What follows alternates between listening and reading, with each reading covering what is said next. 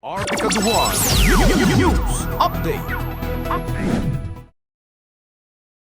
Samantala, pumalo sa higit 3,000 ang nahuli ng mga otoridad na lumabag sa election gun ban.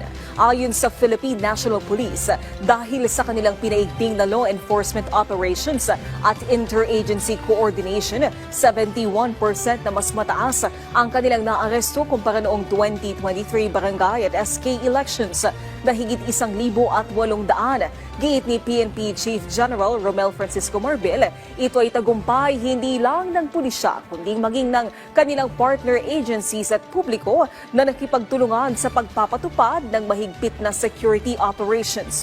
Samantala, muli namang hinimok ng liderato ng PNP ang publiko na patuloy na maging alerto at makipagtulungan sa mga otoridad sa pagpapatupad ng kaayusan at kapayapaan kahit tapos na ang halalan.